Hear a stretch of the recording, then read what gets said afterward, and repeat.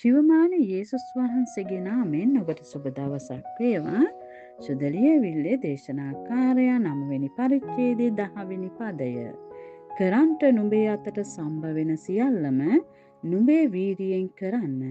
මක් නිසාද නුඹ යන මිනිවලේ වැඩක්වත් යෝජනාවක්වත් දැනගම්මවත් ප්‍රඥාවවත් නැත. ඔබගේ මගේ දෑතට ලැබෙන කොයි දේ වුණත් වීරියෙන් කරන්න. ඒට කැප වෙන්න, ඒට වැය වෙන්න කියලා. ඉතින් ඔබට බොහෝ දේවල් ඔබගේ අතට ලැබිලා ඇති. දේව රාජ්‍ය සේවාවන් ලැබිලා ඇති. ඒ වගේම පිටස්තර ඔබ ඉන්න සමාජය තුල දේවල් ලැබිලා ඇති. මේ දේවල් එකිනෙකා උනන්දුවෙන් කරන පුච්චලෝ ඉන්නවා. ඇල්මැරිලා කම්මැලිකමින් කරන පුච්චලෝ ඉන්නවා.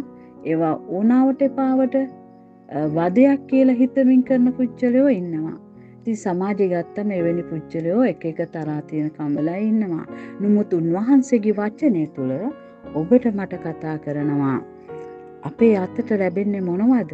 ඒ සියල්ලම වීරියෙන් කරන්න කියලා. මොකද මේ පොළවේ ඔබට මට උස්ම තියෙන තාක්කල් විතරයි අපට ලැබෙන වැඩ කොටස කරන්න පුළුවන්කම ලැබෙන්නේ. ඉතින් ඒ කාල සීමාව තුළ ඔබ මාව විශ්වාසයි කියලා ස්වාමීන් වහන්සේ ගණන් අරගෙන යම් දෙයක් උන්වහන්සේගේ රාජ්‍යය ඔබට මට බාර දෙනවද? එහෙනම් ඒක ඊට ඕනෑකමින්, ඊට උනන්දුවෙන්, වීරිය කරමින්, ඒක යහපත් ලෙස, ඒක ඵලදාව ප්‍රතිඵලයේ ගන්න පුළුවන් වෙන ලෙස ඔබ මම කළ යුතුව තිබෙනවා. එය දකින ස්වර්ග පියාණන් වහන්සේ ඔබට මට බොහෝ කොට ආශිර්වාද කරලා ඒට ප්‍රතිඵල දෙන්නම යනවා. ඉතින් ඔබ කල්පනා කරලා බලන්න, ඔබට ස්වාමින් වහන්සේ අතට බාර දුන්නු යමක් ඇද්ද? සභාව තුල ඔබට පැවරු යමක් ඇද්ද?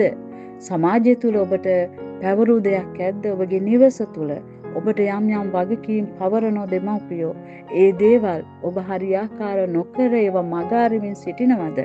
නමුත් ස්වාමින් වහන්සේ ඉදිරියේ ඒ හැම දෙයක්ම උන්වහන්සේගේ සමුවේ එළිදරව්ව තිබෙනවා. ඉතින් ඔබ මට ලැබෙන දේ අපි විශ්වාසවන්තව වීරියෙන් මේ දේ කරනකොට උන්වහන්සේ ඔබට මට ආශිර්වාද කරන්ට යනවා.